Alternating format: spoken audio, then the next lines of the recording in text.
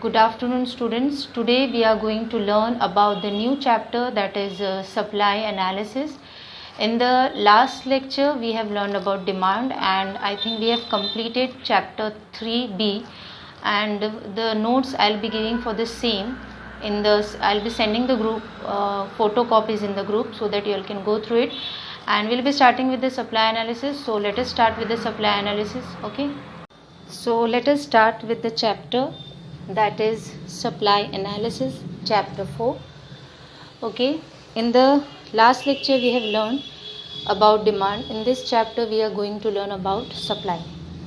Okay, before starting the chapter, I want that few concepts should be cleared so that you will find it easy to understand and learn. Okay, so let us start with the concept. The first is goods and services. Okay, as we all know that in our economics, the goods and services is produced and distributed. Okay, the goods and services is produced and distributed. Generally, economy means production and distribution of goods and services. Now, why these goods and services are produced and distributed? Because they are demanded by the consumer. Consumer demand करते हैं, इसलिए economic में हम goods and services को बनाते हैं, उसके बाद उसको हम सप्लाई करते हैं. ओके, तो ये गुड्स एंड सर्विसेज ये डिमांड होता है और इसके बाद उसको हम सप्लाई करते हैं. अब ये डिमांड करता कौन है? कंज्यूमर करता है. एंड सप्लाई कौन करता है? प्रोड्यूसर करता है. अब जब कंज्यूमर डिमांड कर रहा है कोई भी कमोडिटी का, से फॉर एग्जांपल अगर आप एक सेल फोन का डिमांड कर रहे हो, मतलब आप अपने जेब से पैसे निकाल के खर्चा कर रहे हो, एक्सपेंडिचर कर रहे हो, मतलब स्पेंड कर रहे हो, तो कंज्यूमर क्या करता है? स्पेंड करता है. ओके, एंड प्रोड्यूसर अगर मार्केट में गुड्स ले जाके बेच रहा है तो वो क्या करेगा? रिसीव करेगा. यहाँ पे हील्स consumer will spend the money, यहाँ पे producer will receive the money. So इसकी वजह से रैशनल कंज्यूमर जो होता है, रैशनल कंज्यूमर, ओके, वो क्या करेगा? अगर प्राइस का दाम बढ़ता है तो वो डिमांड कम करेगा, और अगर प्राइस का डिमांड कम होता है, प्राइस कम होता है तो वो डिमांड ज़्यादा करेगा. ये रैशनल कंज्यूमर है. ओके, अब प्रोड्यूसर क्या करेगा? वो अगर प्राइस का दाम कम है, अगर वो मार्केट में बेचेगा तो उसको इतना प्रॉफिट नहीं मिलेगा, तो वो क्या करेगा? जब प्राइस का दाम बढ़ता है तो वो मार्केट में ज़्यादा सप्लाई करेगा. प्राइस का दाम कम होता है तो वो मार्केट में कम सप्लाई करेगा. दोनों के ही बिहेवियर को हम पढ़ रहे हैं. एक बिहेवियर हम पढ़ चुके हैं, किसका? कंज्यूमर का बिहेवियर. ओके, वो कैसा रहता है? प्राइस बढ़ता है तो डिमांड कम, वाइस वर्सा. सप्लाई में हम प्रोड्यूसर के बिहेवियर के बारे में पढ़ेंगे कि प्राइस बढ़ेगा तो सप्लाई बढ़ेगा, प्राइस कम होगा तो सप्लाई कम होगा. डिमांड में हम इन्वर्स रिलेशनशिप के बारे में पढ़ते थे, यहाँ पे हम डायरेक्ट, क्योंकि प्रोड्यूसर क्या करेगा? जब वो जो भी कमोडिटी सप्लाई कर रहा होगा, एनी कमोडिटी, जब उसका दाम बढ़ेगा तो वो ज़्यादा मार्केट में सप्लाई करेगा ताकि ज़्यादा पैसा कमा सके. ओके, तो ये जो हमारा डिमांड कर्व था, it was downward sloping from left to right, and it is an upward sloping. Okay, ये जो कर्व है ये अपवर्ड स्लोप कर रहा है. Okay, now let us see, coming back to goods and services again. ये जो गुड्स एंड सर्विसेज है ये बनते कैसे हैं, ये मार्केट में पहुंचते कैसे हैं. ओके, इनको सप्लाई कैसे किया जाता है, सप्लाई करते वक्त सप्लायर कैसे बिहेव करता है, वही सब हम इस चैप्टर में पढ़ने वाले हैं. तो goods and services is made through a 3 process. Okay, 3 process से पास होने के बाद गुड्स एंड सर्विसेज फाइनली बन जाता है. पहला होता है इनपुट, दूसरा होता है प्रोसेस, एंड तीसरा होता है output. Input, process, output. Input मतलब जो हम मटेरियल परचेस करते से, फॉर एग्जांपल अगर आप क्लोथ बना रहे हो, ओके, तो क्लोथ के लिए आपको रॉ मटेरियल मतलब कॉटन लगेगा, तो वो इनपुट है. फिर आप प्रोसेस करोगे, आउटपुट. तो आउटपुट को हम एक तरीके से FIG भी बोल सकते हैं, it means finish goods. Commerce student might be knowing finish goods. Okay, output मतलब गुड्स बन के तैयार हैं. अब इस चैप्टर में हम इनपुट के बारे में नहीं पढ़ने वाले हैं, हम प्रोसेस के बारे में भी नहीं पढ़ने वाले, तो हम पढ़ने किसके बारे में है? आउटपुट के बारे में. ओके, अब ये आउटपुट क्या होता है? आउटपुट बन गया, एक बार गुड्स बन गया. अब बनने के बाद तुरंत तो उसको हम मार्केट में उतार नहीं सकते. कोई भी गुड्स बनने के बाद हम उसको मार्केट में, से फॉर एग्जांपल अगर एक प्रोड्यूसर अम्ब्रेला बना रहा है, ओके, अब वो अम्ब्रेला विंटर में उसने बनाना स्टार्ट किया, समर तक अम्ब्रेला तैयार हो गया, लेकिन समर में अम्ब्रेला का इतना डिमांड नहीं है तो वो सप्लाई नहीं करेगा, तो उसको उस समर में उसको कहीं स्टॉक करके रखना पड़ेगा। जो उसने आउटपुट बनाया है उसको कहीं स्टॉक करके रखना पड़ेगा, कोई वेयरहाउस में, गोडाउन में। एंड जब रेनी सीजन आएगा तब वो मार्केट में क्या करेगा, सप्लाई करेगा। इसलिए गुड्स बनने के बाद, आउटपुट तैयार होने के बाद स्टॉक किया जाता है एंड फिर मार्केट में प्रोड्यूसर सप्लाई करता है। अब मार्केट ये रैशनल जो रहते हैं सप्लायर, वो इसमें रहते हैं कि प्राइस बढ़ेगा तब ज़्यादा सप्लाई करेगा, प्राइस कम होगा तो कम सप्लाई करेगा। ओके, मतलब वो ऐसे मेंटालिटी से अपने गुड्स को रखते हैं। So output, stock and supply. अभी ये तीनों कंसेप्ट एग्जाम में पूछते हैं। अब ये तीनों कंसेप्ट में there is a big confusion, quantity of a goods, quantity of a goods, quantity, student get confused. So for that purpose I have taken it in a different form. You'll have to understand the exact meaning of output, stock and supply. Okay, so let us start with output. What is output? Output generally क्या, goods बन गया मतलब वो कितने तो amount में बना रहेगा, क्वांटिटी में बना रहेगा, तो amount of goods, you can also say quantity of goods, इतने अमाउंट में बना, 10,000 यूनिट्स, 20,000 यूनिट्स, जितने भी रहेंगे, टन्स में गुड्स बनते हैं, तो वो क्वांटिटी को वो अमाउंट बोलते हैं। Amount of goods produced, you have to remember, produced at a point of time, मतलब गुड्स बन गया है, प्रोड्यूस्ड हो चुका है। So amount of goods produced at a point of time is nothing but an output. समझ में आया? The second is stock. अब इसको हम बन गया तो तुरंत तो मार्केट में कभी नहीं उतारते, उसको स्टॉक करते। सिर्फ जो पेरिशेबल गुड्स होता है, पेरिशेबल गुड्स मतलब जो एक दो दिन से ज़्यादा नहीं चल सकता, जैसे कि अपना वेजिटेबल्स हो गया, फ्रूट्स हो गया, इसकी life span is not more than 2 days। सो वो गुड्स को फटाफट प्रोड्यूसर सब वो कर देगा, क्लियर कर देगा, क्योंकि अगर वो रखेगा तो भी वो खराब हो जाएगा, right. Now what is stock? Stock means quantity. See here also amount and quantity same, here also quantity. Okay, quantity of goods you all can say, quantity available, quantity क्योंकि बन के वो सेलर के पास आ चुका है, वो सप्लाई नहीं कर रहा है बट उसके पास अवेलेबल है। So quantity available with the seller for sale at time, मतलब स्टॉक बन के तैयार हो चुका है। और ये क्वांटिटी किसके पास है?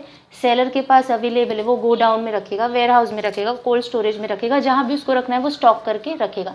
So quantity available with the seller for sale at a point of time, मतलब एक पॉइंट ऑफ टाइम में वो सेल करेगा। Now the third is supply, which about which we are going to learn. Okay, supply, amount of quantity, see here also it's amount of quantity offered for sale. अब ये cell के लिए offer किया जा रहा है, मतलब दिया जा रहा है। यहाँ पे अवेलेबल था, यहाँ पे प्रोड्यूस था, अभी यहाँ पे आप क्या कर रहे हो? Offered for sale. अब आप ऑफर कर रहे हो इसको मार्केट में, अब इसको मार्केट में रिटेलर के पास, होलसेलर के पास या डायरेक्ट कंज्यूमर के पास आप ऑफर कर रहे हो सप्लाई के through. Offer for sale by producer, कौन कर रहा है? प्रोड्यूसर कर रहा है। At a time and particular, मतलब ये particular definition is there, I have taken a short, at a specific time and a specific price, एक सही दाम पे और एक सही समय पे। So I hope you all have understood the concept of output means quantity of a goods produced at a point of time. Okay, stock means quantity of goods you all can write, or you can write only quantity. Quantity available with the seller for a sale at a point of time you all can write. And supply means amount of quantity offered for sale by a producer at a time and a price. You all can write specific time and specific price. So I hope you all have understood. Now let us coming back to supply. Okay, what is supply? It is an introduction part. Supply is a fundamental concept. Okay, the first point is fundamental concept. It is an important concept. Second, total amount of goods and services. Amount, quantity, itni amount of goods and services, because not only goods are produced but services are also rendered. Okay, you have to remember, हम हमारी economy में goods भी produce करते हैं, services भी render करते हैं, मतलब सर्विसेज देते हैं। So total amount of goods and services available for sale. अभी यहाँ पे it is available with the seller, don't get confuse, available with the seller, यर it is available for sale, और you can also write offered for sale. Okay, at any specified price is known as supply. It is an introduction part, मतलब एक amount of goods जो seller के पास है एक सही समय पे एक सही दाम पे वो मार्केट में उसको बेचेगा, उसी को बोलते हैं सप्लाई हमारे इकोनॉमिक्स टर्म में. Okay, now let us see one by one in detail, that is output, stock and supply. Now let us see the concept of output. Okay, in concept of output there is 3 points and 1 meaning. Okay, we are going to learn about the concept of output also, stock also and supply also. The first is output. What is output? Output is produced any goods. Okay, any goods you can say, that is output is produced in the process of production. Output कैसे produced होता है? Production process से. Okay, so first point, output is produce, मतलब आप goods produce कर रहे हो, उत्पन्न करते हो, you can see in Hindi proper term. So output is produce in the process of production. Production का जो प्रोसेस होती है, जो प्रोसेस प्रक्रिया होती है, उससे जो गुड्स बनते हैं उसको बोलते हैं output is produced in the process of production. Okay, the second is in the process of production inputs are converted into output. तो आउटपुट कैसे होता है? प्रोडक्शन प्रोसेस से. दूसरा, प्रोडक्शन प्रोसेस में क्या होता है? तो in the process of production inputs are converted into output और फिनिश्ड गुड्स. फिनिश्ड गुड्स मतलब जो बन चुके हैं, आगे उसको बनाने की ज़रूरत नहीं है. अगर फॉर एग्जाम्पल अगर कपड़ा बन रहा है, क्लोथ एक बार बन गया तो उसको आगे करने की कुछ फर्दर प्रोसेसिंग की ज़रूरत नहीं है. Okay, third, production leads to consumption. हम प्रोडक्शन करते क्यों हैं? हम क्यों गुड्स बनाते हैं? प्रोडक्शन मतलब गुड्स बनाना. तो हम प्रोडक्शन क्यों करते हैं? ताकि हम उसको कंज्यूम कर सकें. Okay, so production leads to consumption. So this was the 3 point. In text book it is given in the different way. Okay, but I have taken in this manner and I think it's most easy and you all can write in board exam. Okay, nothing is going to affect. First point क्या है? Output is produced. कैसे produced हुआ? पहले आपको याद रखना है कि अगर आउटपुट डिफाइन के लिए या एक्सप्लेन द कंसेप्ट के लिए आया तो पहले तो आउटपुट प्रोड्यूस कैसे हुआ होगा? तो आउटपुट प्रोड्यूस हुआ होगा process of production. Process of production क्या है? प्रोसेस ऑफ प्रोडक्शन में इनपुट को हम कन्वर्ट करते हैं आउटपुट या फिनिश गुड्स में. ओके, देन प्रोडक्शन होता क्या? Production leads to consumption. And this is an exact meaning. Let us see what does in meaning say. Okay, of an output. So total output can be defined as the sum total of the quantity. जितना आपने बना दिया है ना, 100 ton 200 ton, उसका total. Okay, तो output can be defined as a sum total of the quantity of commodity. जो भी गुड्स आपने बनाया है, okay, quantity of a commodity produced at a given period of time, given period at time in the economy. मतलब एक साल में, हमारी इकोनॉमी में बेसिकली हम एक साल ही कंसिडर करते हैं आउटपुट्स के लिए. तो एक साल में जितना प्रोड्यूस हुआ है टोटल, किसका total? Quantity of a commodity जो प्रोड्यूस हुई है एक साल में, उसी को हम बोलते हैं टोटल आउटपुट. ओके, तो what is total output? Total output is sum total मतलब पूरा. ओके, किसका? Quantity of commodity. Okay, quantity of commodity जो प्रोड्यूस्ड हुई है एट अ टाइम, मतलब एक साल in economy. Okay, it is nothing but an output.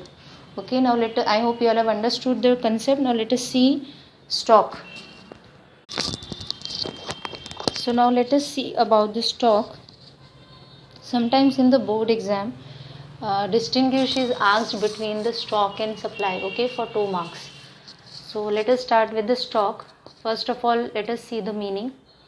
Okay, meaning, stock is that quantity of a commodity. Stock is also a quantity of a commodity. So stock is that quantity of a commodity available for sale. मतलब अब जो available है cell के लिए with the seller.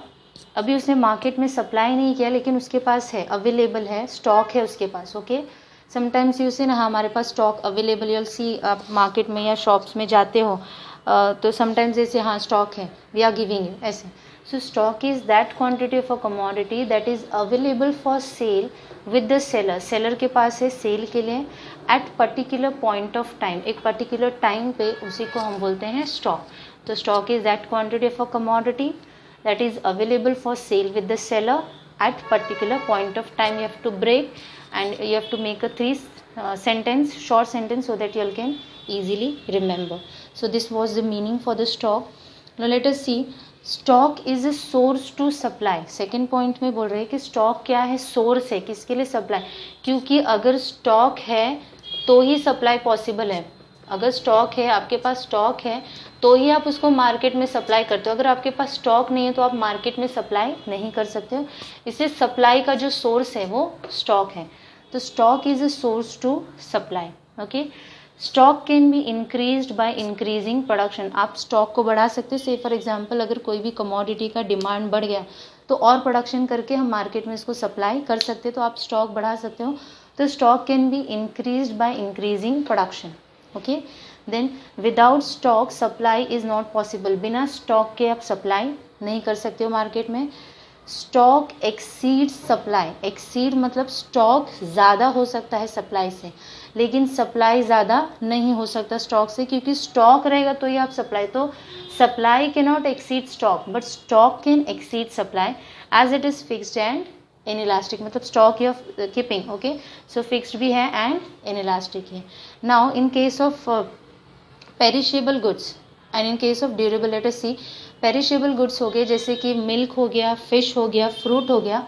Stock is equal to supply. यहाँ पे stock और supply equal है, क्योंकि जो प्रोड्यूसर है वो ये जो पेरिशेबल गुड्स है उनको वो नहीं रखेगा, क्योंकि उनके जो लाइफ स्पैन होते हैं 2 days 3 days, इससे ज़्यादा नहीं, उसके बाद वो ख़राब हो जाएगा, राइट।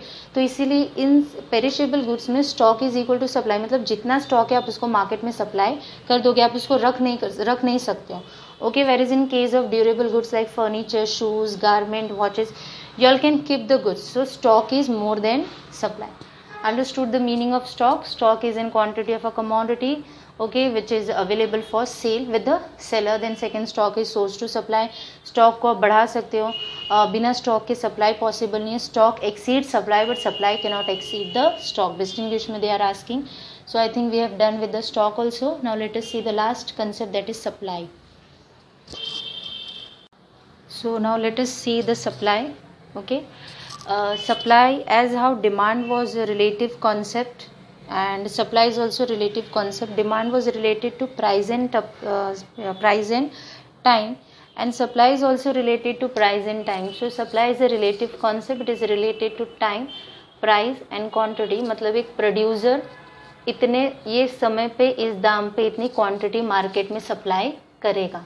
इसीलिए सप्लाई कैसा कॉन्सेप्ट है, रिलेटिव, क्योंकि जब वो मार्केट में सप्लाई करेगा तो सारी चीज़ें देखेगा, वो समय देखेगा, ओके, देन उसके बाद वो दाम देखेगा कि हाँ जब वो तभी सप्लाई बेसिकली करेगा एज अ रैशनल प्रोड्यूसर जब उसको ज़्यादा प्रॉफिट मिल सके, ओके, और इतनी क्वांटिटी वो सप्लाई करेगा। Example I have taken, it is not there in the text book में नहीं है, बट फिर भी आपको समझने के लिए, ओके, यहाँ पे कमोडिटी दी है, यहाँ पे प्राइस दिया है, यहाँ पे टाइम दिया और यहाँ पे क्वांटिटी दी है। तो एक्स कमोडिटी, ओके, उसका जैन में the price was 300, okay, x commodity का दाम 300 था। तो जो प्रोड्यूसर इसने 300 यूनिट सप्लाई की मार्केट में, ओके, जब दाम बढ़ गया फेब में, मतलब देखो वो दाम भी देख रहा है, समय भी देख रहा है, ओके, एंड क्वांटिटी भी देख रहा है। तो जब दाम बढ़ गया मतलब 300 से 400 हो गया, फ्रॉम 300 इट केम टू 400, तो फैब में उसने कितना 400 यूनिट्स प्रोड्यूस किया। मतलब जैसे कि उसने देखा प्राइस बढ़ा वैसे उसने अपनी सप्लाई भी बढ़ाई। So whenever producer he supply in the market he sees the price, time and quantity. इसीलिए बोला गया है कि supply is a relative concept, okay. No supply is a flow concept. Flow concept क्योंकि आप continuous production होते रहता है और कंटिन्यूस आप मार्केट में उसको सप्लाई करते रहते हो। ऐसे नहीं कि आज सप्लाई किया कल नहीं सप्लाई करोगे, वो कंटिन्यूस प्रोसेस है, इसलिए उसको बोला गया it is a flow concept, okay. Then what does in supply means? Supply means quantity of a commodity, okay, एक quantity है commodity की, offered for sale, सेल के लिए आप ऑफर कर रहे हो। कौन ऑफर कर रहा है? Producer, by producer during a given period of time and at a given price. एक सही समय पे एक सही दाम पे आप जब क्वांटिटी ऑफ अ कमोडिटी, कौन quantity of a commodity offer कर रहा है? प्रोड्यूसर। जब quantity of a commodity is offered by producer, किसके लिए? सेल के लिए, एक सही समय एक सही दाम पे, उसको हम बोलते हैं supply, okay. What does supply refers to? Amount of commodity that firm produce और ऑफर। ऑफर आप करते किस लिए? सेल के लिए। फर्म प्रोड्यूस कर रहा है, ऑफर कर रहा है for sale in the market over a period of time. Period of time मतलब आप डे में भी कर सकते हो, वीक में भी कर सकते हो, मंथ में भी कर सकते हो और ईयर में भी कर सकते हो. तो supply refers to amount of a commodity that firm produce और offer for a sale in the market over a period of time, day, week और month is known as supply. So you'll have to remember first point, supply relative concept है. Second, supply is a flow. Okay, supply is a flow concept. Then supply means what? Supply means quantity of a commodity that is offered for sale by producer at a point of time, at a point of price. And supply refers to same amount of commodity firm, producer offer for sale in the market. Okay, so I hope you all have understood the concept of stock, supply, and output, and I think there should be no doubt. But even if you all have doubt, you all can message me or you all can ask me without any hesitation. Okay, so I have completed with my today's lecture. Thank you for today's lecture.